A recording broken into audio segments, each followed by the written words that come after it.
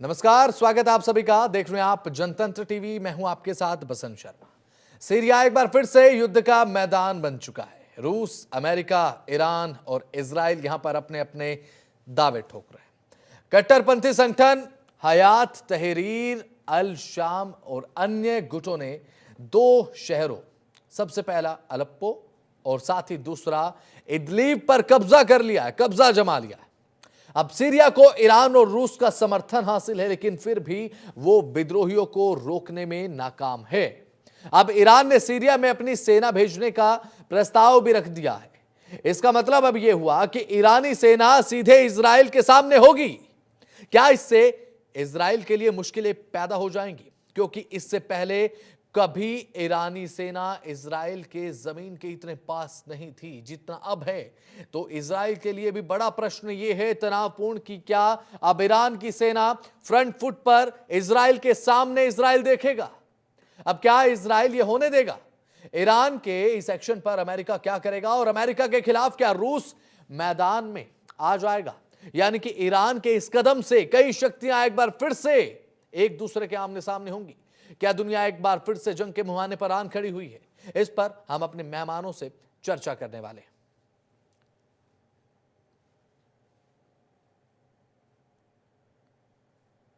तो चलिए, इसी के साथ हमारे मेहमान जुड़ चुके हैं। Retired group captain doctor V N. Jha रक्षा विशेषज्ञ के तौर पर मौजूद हैं और डॉक्टर संजीव श्रीवास्तव विदेश मामलों के जानकार हमारे साथ जुड़ चुके हैं। सबसे पहले संजीव श्रीवास्तव, आपके पास आना चाहूंगा। क्या लगता है अभी फिलहाल, जैसा कि ईरान की तरफ से कहा गया है कि सीरिया में वो अपनी सेना भेजेंगे, इसके क्या मायने आप देखते हैं? सीरिया के आंतरिक गतिरोध को लेकर क्या सीरिया को फायदा होगा और इजराइल के लिए क्या मायने? क्योंकि ईरान की सेना इजराइल के इतने पास कभी नहीं पहुंची है। ऑन द ग्राउंड की बात कर रहा हूं, संजीव श्रीवास्तव। जी जी, हाँ जी जी, देखिए, ये जो सीरिया में जो घटनाक्रम हुआ है, उसका एक जो सबसे बड़ा कारण ये है कि बशर अल असद को जिस तरीके का समर्थन रशिया की तरफ से, हिजबुल्लाह की तरफ से मिल रहा था, उस समर्थन में कमी आई है। क्योंकि रशिया जो है यूक्रेन के युद्ध में पिछले लगभग 3 वर्षों से एंगेज्ड है, और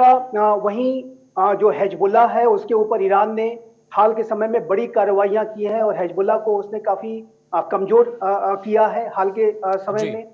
और यद्यपि कि अभी हिजबुल्लाह के साथ एक सीज फायर अवश्य हुआ है, लेकिन हिजबुल्लाह का जो चीफ हसन नसरुल्लाह भी एक इजरायली स्ट्राइक में मारा गया, और उसके बाद अन्य जो टॉप कमांडर्स हैं वो भी मारे गए हैं। तो हिजबुल्लाह भी काफी कमजोर पड़ा है, और इसका इन दोनों जो संगठनों का जो सपोर्ट है वो निसंदेह बशर अल असद को मिल रहा था, और ईरान का भी सपोर्ट उसे मिल रहा था। यद्यपि कि ईरान ने कोई सेनाएं नहीं भेजी थी, लेकिन बशर अल असद को ईरान का भी पूरा समर्थन हासिल था।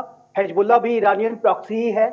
ईरानियन जो प्रॉक्सी हिजबुल्लाह के माध्यम से भी, और अन्य जो भी ईरानियन प्रॉक्सीज हैं, छोटे बड़े अन्य आतंकी संगठन हैं, उनके माध्यम से जो बशर अल असद को ये समर्थन मिल रहा था। लेकिन इसमें अब कमी आई है, और जिसका कि फायदा ये जो STS ने उठाने की कोशिश की है, और वो हालांकि लंबे समय से एक डॉर्मेंट पड़े हुए थे, लेकिन जब उन्होंने देखा कि बशर अल असद को मिलने वाला जो बाहरी समर्थन है उसमें थोड़ी कमी आई है, तो उनका उन्होंने लाभ उठाया, उसे एक्सप्लॉइट किया, और अब बड़े शहरों पर वो कब्जा करने की स्थिति में जा रहे हैं। तो ऐसे में जो ईरान की तरफ से प्रस्ताव आया है, लेकिन मेरा ऐसा मानना है कि अगर ईरान की सेना आती भी है तो उसका जो ऑपरेशन जाहिर है कि वो एक सीरियन टेरिटरी में होगा, और सीरियन टेरिटरी में आप जानते हैं कि इजराइल भी स्ट्राइक्स करता रहता है। इजराइल ने भी जो है बशर अल असद को कमजोर करने का कार्य किया है। तो ऐसे में एक तनाव, एक कन्फ्रंटेशन निसंदेह बनेगा। लेकिन यदि ईरान की तरफ से ये जो प्रस्ताव है उसको बशर अल असद स्वीकार करते हैं, तो जाहिर है कि वो एक बड़ा मूव होगा, एक बड़ा कदम होगा। और जैसा कि आपने कहा कि ईरान की जो सेनाएं हैं वो इजराइल के जस्ट पड़ोसी राष्ट्र में पहुंच जाएंगी, तो ये निसंदेह एक दोनों राष्ट्रों के बीच में तनाव का कारण बनेगा। लेकिन इसका आशय ये नहीं है कि इसकी वजह से इजराइल और ईरान के बीच में कोई फुल फ्लेजेड वॉर हो जाएगा, या कोई ऐसी स्थिति बन जाएगी जिससे कि एक रीजनल वॉर शुरू हो जाए। लेकिन ईरान जाहिर है कि वो अपने रीजनल एम्बिशन को, अपने क्षेत्रीय दबदबे को बनाए रखने के लिए उसने ये प्रस्ताव दिया है। अब ये देखना है कि ये प्रस्ताव कितना आगे बढ़ता है, लेकिन यदि सेनाएं ईरान की सीरिया की टेरिटरी में पहुंचती हैं तो ये निसंदेह एक तनावपूर्ण स्थिति को जन्म देगा और ये जाहिर है कि इजराइल के लिए भी चुनौतीपूर्ण होगा। बिल्कुल, लगातार हमारे साथ retired group captain doctor VN Jha साहब भी मौजूद हैं। सर, अगर बात करें ईरान की तरफ से जब से सीरिया में अपने डिप्लॉयमेंट को लेकर बात कही गई है कि हम अपनी सेना को सीरिया में भेजेंगे, प्रस्ताव भी हालांकि ईरान की तरफ से दिया गया है। अब ऐसे में क्या आपको लगता है कि इजराइल के लिए कहीं ना कहीं आने वाले समय में जो सिचुएशन है वो क्रिटिकल हो सकती है? क्योंकि अभी ईरान ने जब से ये बात कही है कि सीरिया के गृह युद्ध को ओवरकम करने के लिए, कंट्रोल करने के लिए हम तैयार है कि अपनी सेना को आपके देश में हम भेज देंगे, लेकिन आपसी एक तनाव मिडल ईस्ट में और ज्यादा बढ़ता नजर आएगा ईरान के इस कदम के बाद? जी हाँ, देखिए, इसमें कोई दो राय नहीं है कि आज सीरिया बड़े कठिन दौर से गुजर रहा है। सीरिया हमेशा से एक वो पावर गेम का जो विक्टिम रहा है लगभग पिछले 15 साल में। एक तरफ में रशिया है, दूसरी तरफ में नेटो है। इनके ऊपर में वो केमिकल वॉर का शुरू लगाया गया था। उसके बाद नेटो देश एक तरफ हो गए, उसके बाद फ्रांस से अटैक हो गया, यूरोपियन कंट्री से एयर अटैक हुए सीरिया पे, और फिर वहां पे जो गृह युद्ध चल रहा है वो हम सबों के सामने में है। बीच में एक ऐसी स्थिति थी जबकि असद की जो सरकार थी वो बाकी जो अपोजिशन फोर्सेस थे इसके ऊपर में भारी पड़ी थी, लेकिन वो एक चीज अपने जहन में लाना भूल गए कि जिहादियों पे आप कभी भरोसा नहीं कर सकते हैं, और उन्होंने वही किया। जहां जहां पे उन्होंने अपनी डोमिनेंस की, वहां से जो जिहादी फोर्सेस थे उसको उन्होंने वहां से इवैक्यूएट करके पहले एलेपो लाए, फिर उसके बाद इडलिब लाए। तो इडलिब अभी से लगभग 2-3 महीना पहले सारे जिहादियों का एक केंद्र था, और ये चीज सब जानते थे। ये बशर अल असद भी जानते थे चीज। अब आज के दिन में जब हमस जब कमजोर पड़ने लगा है, हमस की जो एंट्री वहां पे सीरिया में होती थी वो मोस्टली लेबनान से होती थी। हालांकि जो ईरान के भी जो ग्रुप थे वहां से कमांडर आते थे वहां पे सीरिया में। ईरान के कुछ फोर्सेस भी, आर्मी भी वहां पे सीरिया में हैं। तो ये सब एक वास्तविकता थी वहां की। लेकिन जब से इसराइल ने हिजबुल्लाह के ऊपर में क्रशिंग अटैक किया हुआ है लेबनान में, तब से ये फोर्सेस वहां पे कमजोर पड़ने लगी हैं। और सीरिया में उनके 3 इलाकों में, एक तो इडलिब मैंने आपको ऑलरेडी बताया जहां पे कि जिहादी फोर्सेस जो थे, जो अपोजिशन फोर्सेस थे वो वहां पे पहले से ही कॉन्सेंट्रेटेड थे। दूसरा, एलेपो में भी कुछ फोर्सेस थे और हम वहां भी फोर्सेस थे। तो ये जो 3 एरिया हैं जहां पे के अपोजिशन फोर्सेस जो थे वो पहले भी सिग्निफिकेंट नंबर में थे। तो वहां पे आज के दिन में जब ये एक्शन शुरू हुई है पिछले 2-3 हफ्तों में, तो वहां पे उन्होंने आसानी से अपना कंट्रोल बना लिया हुआ है, क्योंकि जो असद के फोर्सेस थे वहां पे वो कमजोर पड़ गए। हिजबुल्लाह की वहां पे स्थिति नहीं थी, ईरान से भी रीएनफोर्समेंट आ नहीं था, और रशिया सिर्फ एयर अटैक कर रहा है। उनके फोर्सेस वहां पे काम नहीं है क्योंकि रशिया ऑलरेडी यूक्रेन में उलझा हुआ है। तो ये सारे जो पावर गेम है, ये जो बैलेंस है, ये बैलेंस ऑफ पावर वहां पे आज के दिन में दिख रहा है। अब आज के दिन में अगर असद को ईरान से या तो हिजबुल्लाह का और या ना तो फिर उनके आर्मी का अगर सपोर्ट नहीं मिलता है, तो ये जो अपोजिशन फोर्सेस हैं ये धीरे धीरे फिर से वही उसी स्थिति में आ जाएंगे जो कि पहले वॉर जब शुरू हुआ था तब थे। तो इसलिए आज के दिन में ईरान को वहां पे इन्वॉल्व होना ही पड़ेगा। ईरान ये भी जानता है कि इसराइल डायरेक्टली ईरान पे हमला नहीं कर सकता, ईरानियन ग्राउंड्स पे बम बरसा ले, मिसाइल छोड़ दे, वो सब कुछ कर ले, लेकिन वहां की जो ग्राउंड ट्रूप्स हैं उनको नुकसान नहीं पहुंचा सकता है। तो इसलिए ईरानी जो आर्मी है उसको आज के दिन में सीरिया लाया जा सकता है, और वो ईरान जरूर करेगा। ठीक है, लेकिन यहाँ पर संजीव श्रीवास्तव जी, अगर ईरान की आर्मी सीरिया के अंदर प्रवेश करती है, ईरान की तरफ से कहा गया कि जो आपका एक आंतरिक गृह युद्ध चल रहा है उसे सुलझाने में हम आपकी मदद करेंगे, लेकिन ऐसे में अब ईरान इजराइल के साथ अपने गतिरोध को इस समय क्या मद्देनजर रखेगा, क्या अपने जहन में रखेगा कि इजराइल के साथ भी उसका एक गतिरोध है? क्योंकि इजराइल की तरफ से जिस तरीके से पिछले कुछ समय में ईरान के खिलाफ रिटेलिएट किया गया है, ईरान ने लगातार ये बात कही कि हमला ऐसा करेंगे कि आप याद रखेंगे, पूरी दुनिया उसे देखेगी। ईरान की तरफ से बात कही गई थी, उसके बाद हालांकि तनाव बढ़ा। लेकिन अब जब सीरिया में सेना की बात आई है तो तनाव इसलिए भी ज्यादा है, कहीं ना कहीं क्या ईरान ये सोच रहा है कि अब इजराइल को साधने का एक प्रयास भी अब सीरिया के बहाने से ईरान ढूंढ रहा हो? क्या ऐसी संभावनाएं आपको नजर आती हैं क्या? नहीं नहीं नहीं, मैं ऐसी संभावनाएं नहीं देखता। ठीक है। और मेरा मेरा ऐसा मानना है कि जो इजराइल है और ईरान के बीच का जो तनाव अवश्य है, लेकिन इजराइल की जो शक्ति है वो बड़ी है, विशाल है। और दोनों ही राष्ट्रों ने, हालांकि ईरान और इजराइल ने एक दूसरे के ऊपर स्ट्राइक्स और काउंटर स्ट्राइक्स अवश्य किए हैं। और ईरान ने तो इजराइल के ऊपर 2 हमले किए, एक अप्रैल में किया और एक अक्टूबर में किया। और इजराइल ने एक बड़ा रिस्पांस किया 26 अक्टूबर को। और लेकिन आपने ये देखा होगा कि ये जो इजराइल की और ईरान की स्ट्राइक्स और काउंटर स्ट्राइक थी, ये ऐसी थी कि जिसमें कि कोई क्रिटिकल इंफ्रास्ट्रक्चर को दोनों ही राष्ट्रों ने टारगेट नहीं किया, ठीक है। किसी सिविलियन एरिया को टारगेट नहीं किया। इजराइल ने ईरान के न्यूक्लियर इंस्टॉलेशंस को टारगेट नहीं किया, क्योंकि ये दोनों राष्ट्र किसी फुल फ्लेजेड वॉर में नहीं जाना चाहते। और इजराइल के पीछे जो यूनाइटेड स्टेट्स ऑफ अमेरिका है, बाइडेन एडमिनिस्ट्रेशन की भी अगर मैं बात करूं, तो बाइडेन एडमिनिस्ट्रेशन ने लगातार कहा है कि कोई रीजनल एस्केलेशन इस युद्ध का नहीं होना चाहिए, कोई एक फुल फ्लेजेड वॉर में ये नहीं बदलना चाहिए। और ऐसे में मेरा ऐसा मानना है कि यदि ईरान की सेनाएं सीरिया में पहुंच भी जाती हैं, तो इसका आज से ये नहीं होगा कि ईरान सीरिया की टेरिटरी के माध्यम से इजराइल पर कोई हमला करने का दुस्साहस कर सकता है। क्योंकि आप जानते हैं कि अगर ऐसा होगा तो ये किसी फुल फ्लेजेड वॉर को जन्म दे सकता है। और अब तो यूनाइटेड स्टेट्स ऑफ अमेरिका में डोनाल्ड ट्रंप सत्ता संभालने जा रहे हैं, तो ऐसे में जो अमेरिका की जो सपोर्ट इजराइल को होगा वो कहीं ज्यादा मैसिव होगा और ये ईरान उसको सस्टेन नहीं कर सकता। ईरान के ऊपर राष्ट्रपति ट्रंप एक सख्त रवैया अपनाने जा रहे हैं, ये बात बहुत स्पष्ट है।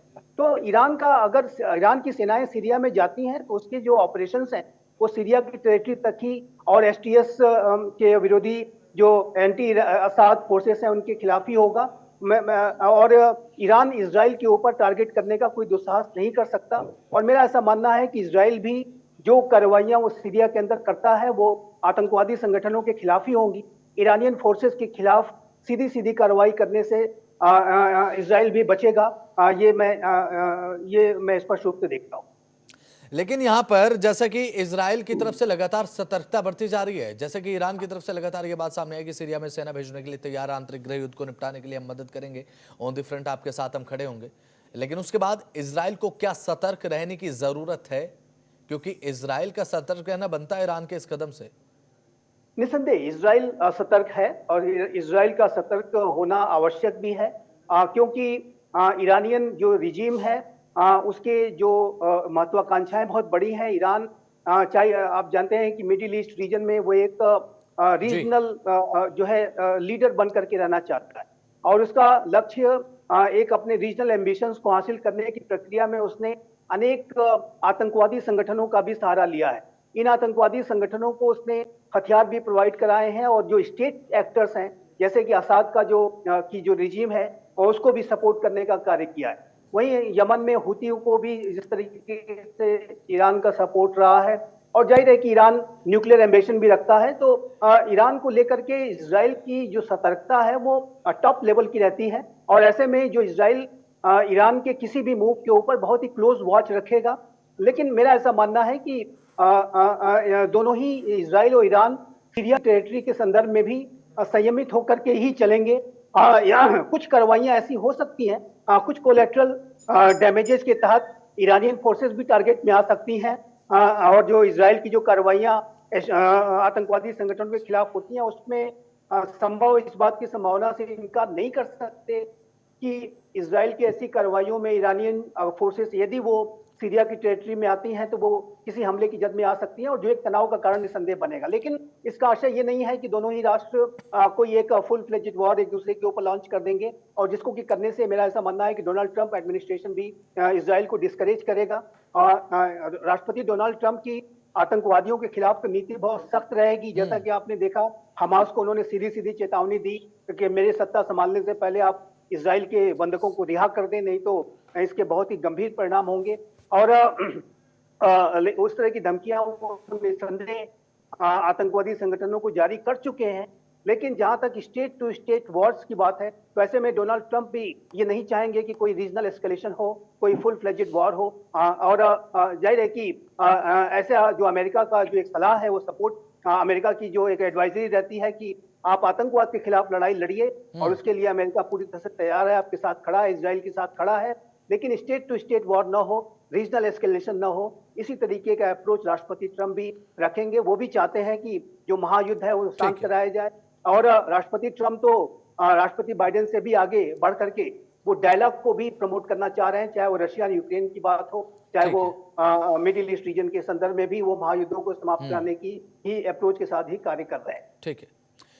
Retired group captain doctor VN Jha साहब लगातार हमारे साथ पैनल में मौजूद हैं। वीएन झा साहब, एक और चर्चा, एक और संभावना राजनीतिक गलियारों में अंतर्राष्ट्रीय पटल पर बड़ी गर्म है, और वो ये कि अभी फिलहाल जैसे कि ईरान की तरफ से बात कही गई कि अब सीरिया में हम सेना भेज रहे हैं। अब सीरिया और इजराइल के बीच में रिश्ते बेहद ज़्यादा अच्छे नहीं हैं। पिछले कुछ समय में इसकी बानगी भी देखने को मिली है। अब ऐसे में अगर इजराइल की तरफ से सीरिया में किसी आतंकवादी संगठन की जद में क्या ईरानी सेना को, ईरानियन ट्रूप्स को निशाना बनाया जा सकता है? अगर ऐसा होता है तो क्या रीजनल वॉर की कंडीशन आप देखते हैं? देखिए, अभी काफी डिटेल में आपको पता है, काफी अच्छे जानकार हैं विदेश मामलों के। सीरिया में हमेशा से एक कंफ्यूज पिक्चर रहा है। मतलब वहां पे कोई एक क्लियर पावर गेम ऐसा नहीं है कि जो शिया समर्थित, मतलब जो सीरिया को हम गवर्नमेंट मानते हैं कि ये शिया लेड गवर्नमेंट है, तो इसीलिए वहां पे ईरान ने अपने हिजबुल्लाह को, अपने आर्मी को समर्थन के लिए भेजा हुआ है। लेकिन ये प्योर शिया नहीं है। असद की ही गवर्नमेंट में अलकायदा के भी कुछ स्प्लिंटर ग्रुप्स थे बहुत पहले से, तो ये हमेशा एक मिक्स पिक्चर रहा है। दूसरी तरफ जो जैसे हयात अल शाम, ये भी तो आईसिस अलकायदा का ही ब्रांच है जिसमें कि सारे जिहादिस्ट हैं। उधर कुर्द जो हैं उसके नेतृत्व में जो सीरियन डेमोक्रेटिक फोर्स बनी हुई है, उसमें भी बहुत सारे स्प्लिंटर जिहादी ग्रुप हैं, जिसके चलते कि ये जो है यहाँ पे दूसरा कंट्री क्या है सीरिया के बगल में, ये लोग वहां पे त्रस्त हैं। इराक, ईरान तो जी नहीं, देखिए दिमाग से, ठीक है। तुर्की इसको लेके जो काफी परेशान है। कुर्दिश में जो तुर्की तो अपने आप को भी बचाने के लिए बेहद ज्यादा संजीदा नजर आता है। बिल्कुल वही मैं कह रहा हूँ कि वहां की पिक्चर जो है इतनी कंफ्यूज्ड है, इतनी मिक्स्ड है कि आप सेग्रीगेट नहीं कर सकते। वहां पे जो लाइन ऑफ डिमार्केशन है वो काफी ब्लर है। अब ऐसे समय में अभी जबकि असद के सरकार को एक डायरेक्ट थ्रेट है, इडलिब तो पहले से ही जिहादियों द्वारा बसाया गया था, अब उसका एलेपो चला गया है, हम चला गया है, और ये जिहादी अभी और भी शहर पे अपना कब्जा बनाना चाहते हैं। वहां पे मुश्किल होगी क्योंकि इडलिब में ऑलरेडी वो थे, एलेपो में उनकी संख्या काफी थी, इसलिए उन्होंने आसानी से ले लिया। हम में भी उनकी संख्या थी, इसलिए आसानी से ले लिया। अब किसी और शहर पे अगर वो चढ़ाई करेंगे तो उनको लेना मुश्किल होगा, क्योंकि वहां पे ये जो रेबल फोर्सेस जो हैं ये वहां पे नहीं है। तो वहां पे डायरेक्टली इनका जो कन्फ्रंटेशन होगा असद लेड जो फोर्सेस हैं उनसे होगा, जहां पे कि अभी ईरान अपनी और फोर्सेस भेज रही है। अब आपने पूछा था श्रीवास्तव जिससे कि ईरानियन फोर्सेस होंगे, क्या वो वहां पे इसराइल के लिए थ्रेट होगा? कोई तो राय नहीं है। देखिए, हिजबुल्लाह के ऊपर में लेबनान में जब से इसराइल ने अटैक शुरू किया हुआ है, उसकी जो रणनीति है वो बदली है। पहले जहां की हिजबुल्लाह अपना कमांड खुद करते थे, वहां पे जो ईरान बैक्ड जो आर्मी है, जो लीडरशिप हैं, उन्होंने आके हिजबुल्लाह का समर्थन किया हुआ है और हिजबुल्लाह को डायरेक्ट किया है कि किस तरह से इसराइल पे काउंटर अटैक किया जाए। जितने काउंटर अटैक हुई हैं पिछले लगभग 2 महीने में या 2.5 महीने 3 महीने में, इसमें कहीं न कहीं लगता है कि ईरान के जो आर्मी लीडर्स हैं, आर्मी कमांडर्स हैं, उनके दिशा निर्देश में ये अटैक हुआ था, क्योंकि हिजबुल्लाह काफी बैकफुट पे था। तो मैं फिर से वही पहली सेंटेंस पे मैं अपनी आता हूं कि आज के दिन में सीरिया में जो पिक्चर है वो बिल्कुल। काफी ब्लड है, कोई डिस्टिंक्ट लाइन नहीं दिख रहा है। और अगर ये इसी तरह से चलता रहेगा तो सबसे बड़ा थ्रेट असद को वहां पे है, और असद को थ्रेट जो है वो आगे बढ़ने नहीं दिया जाएगा, चाहे उसमें रूस को डायरेक्टली इंटरप्ट करना पड़े। लेकिन रूस भी क्या करेगा, वो आज के दिन में ऑलरेडी वहां पे यूक्रेन में फंसा हुआ है। हाँ, तो रूस ईरान को मिलके लेकिन यहाँ पर अगर रशिया की सीरियन तरफ से इंटरवीन किया जाता है तो स्थिति बेहद ज्यादा क्रिटिकल नजर आएगी, क्योंकि यहाँ पर अमेरिका फुल फ्रंट पर इजराइल के साथ खड़ा नजर आए, इसमें कोई दो मत दो राय नहीं है। अमेरिका की तरफ से बिल्कुल पहले भी ये बात क्लियर की जा चुकी है। बिल्कुल आपने कहा, इसलिए मैं कह रहा हूं कि एक तरफ अमेरिका या कह लीजिए यूएस लेड नेटो की कुछ कंट्री जो है, इंक्लूडिंग जो जो सीरियन विसिनिटी में हैं, वो भी इसमें लगे हुए हैं। दूसरी पिक्चर अभी वहां पे गाजा में खराब है, लेबनान में खराब है। ये जो जिहादी जितने वहां पे पहुंचते हैं सीरिया में आज के दिन जी। में, वो या तो मिडिल ईस्ट से हैं या फिर अफगानिस्तान से भी हैं। देखिए हिजबुल्लाह जो है उसकी प्रेजेंस शिया लेड जितने भी कंट्री हैं वहां पे ऑलरेडी जी। है ही। इराक में वहां भी हिजबुल्लाह के किताब हिजबुल्लाह जो सबसे खतरनाक माना जाता है वो वहां पे इराक में है, उनकी प्रेजेंस वहां पे इराक में है। तो आज के दिन में इनको भी पूल्ड किया जा रहा है या तो लेबनान में या फिर सीरिया में। तो ये पूरी पिक्चर जो वहां की है बड़ी ब्लर है। आगे ये कैसे आगे निकलेगा, ये वहां पे जो गृह युद्ध की अभी जो चल रही है उससे ये कैसे निपटेगा, ये आने वाले दिन ही बताएंगे। लेकिन अभी इमीडिएटली हम ये देख रहे हैं कि ईरान जरूर अपनी फोर्सेस जो आर्म फोर्सेस हैं, खास करके आर्मी, उसको जरूर सीरिया भेजेगा। और इराक से जो हिजबुल्लाह के कुछ जो किताब हिजबुल्लाह, वहां पे और भी आधे दर्जन हिजबुल्लाह के ग्रुप हैं, उनको वहां से पूल करके सीरिया जरूर लेकिन वीरेंद्र भेजेगा। साहब, क्योंकि एक और वही प्रश्न यहाँ पर उठता है, एक और प्रश्न जहन में आता है कि अभी फिलहाल जो ईरान की सेना है वो सीरिया में पहुंचेगी। अब ऐसे में सीरिया आंतरिक तौर पर इतना मजबूत नहीं है कि खुद को एक बार समेट सके, खुद को बांध कर रख सके। लेकिन सीरिया की तरफ से क्या ये सुनिश्चित कराया जा सकता है कि ईरान की तरफ से जो सेना आएगी वो केवल और केवल हमारे आंतरिक मामले को लेकर, ना कि इजराइल और साथ ही ईरान के? क्योंकि यहां पर देखिए सीरिया के लिए बेहद ज्यादा जरूरी है कि अब ईरान की तरफ से जो मदद सेना के रूप में आंतरिक गतिरोध को खत्म करने के लिए आ रही है वो यहीं तक सीमित रहे, इन दोनों देशों के बीच में गतिरोध ना बने। क्योंकि अगर ऐसा होता है तो सीरिया गर्त में समा जाएगा, इसमें भी कोई दो मत नहीं है। बिल्कुल बिल्कुल, आपका सस्पेशन जो है वो बिल्कुल ठीक है, अंदाजा बिल्कुल ठीक है। लेकिन एक बड़ी चीज ये है कि जब ईरान अपनी सेना वहां पे भेज रहा है, जब ईरान अपनी उनका जो हिजबुल्लाह ग्रुप है उसको जब यहाँ पे भेज रहा है जी, तो आप ये मान लें कि ईरान अपनी पूरी शक्ति सीरिया में लगा रहा है। ईरान की शक्ति अभी लेबनान में भी जा रही है, क्योंकि लेबनान में हिजबुल्लाह का बहुत नुकसान हुआ है। 60 to 65% जो उसके आर्म्स एम्युनिशन उसके कैडर है वो खत्म कर दिए गए हैं। तो वहां भी जरूरत है आज के दिन में। तो क्या वो आर्मी जो अभी आ रही है ईरान से, क्या वो सीरिया में प्रथम दृष्टया जो है वो तो सीरिया के लिए आ रही है। सीरिया में जो अभी वो उनके जितने रेबल ग्रुप बढ़ रहे हैं उनको खात्मा करने के लिए आ रही है, प्रथम दृष्टया।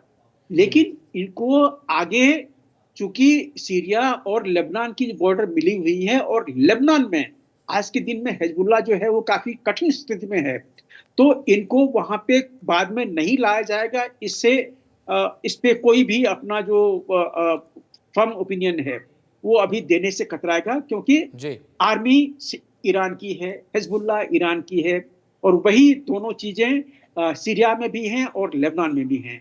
तो क्या डिस्ट्रीब्यूशन होगा ये कहा नहीं जा सकता है।